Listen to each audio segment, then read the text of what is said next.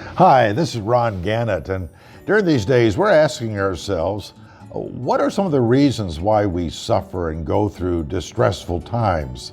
Today, in our study of a suffering sampler, we have come to the second reason why we suffer.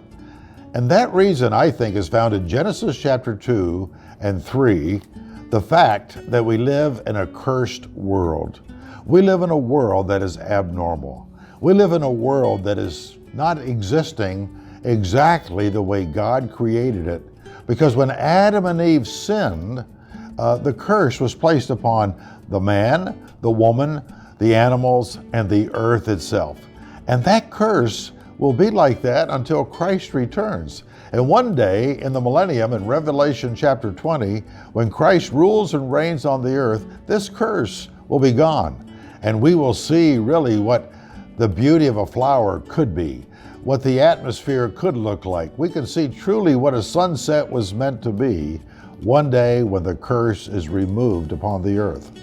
What does that curse do? Well, if you read Genesis 2 and chapter 3, we discover that it changes our thinking.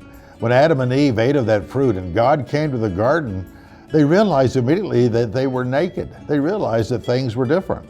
Secondly, they became fearful of God, but they hid from God. And the close relationship of walking with the Lord before they ate disappeared. And now, today, people see what is good and we see it as evil. And we even throw bad questions at the God of heaven. The even creation was burdened by the curse.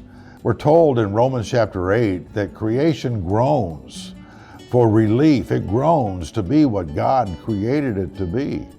And we're told in Genesis 3 that man will toil by the sweat of his brow, and by suffering and pain, he will bring forth the fruit from the earth.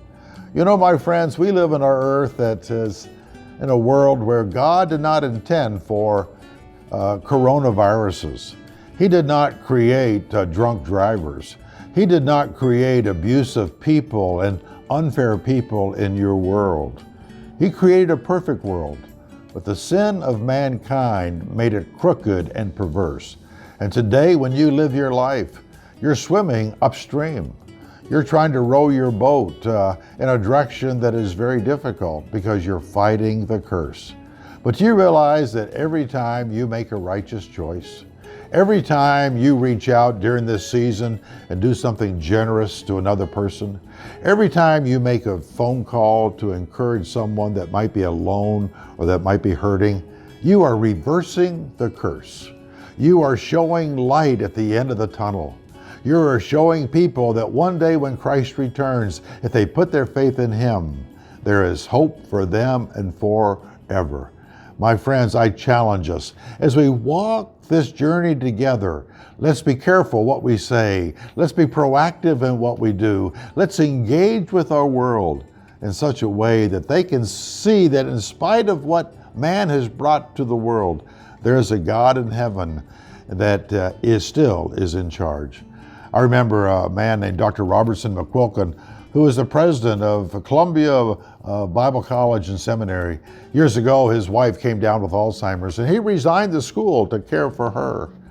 And I cannot believe the number of articles that have been written about this man's sacrifice. The school begged him to stay and be president, and he said, nope, my wife took care of me all these years, and now it's my turn to take care of her. And you know, the world is filled with joy.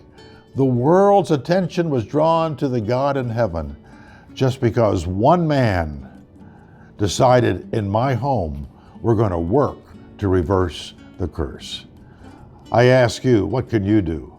I ask you, who in your world needs you to help them see the light by encouraging them to reverse the curse?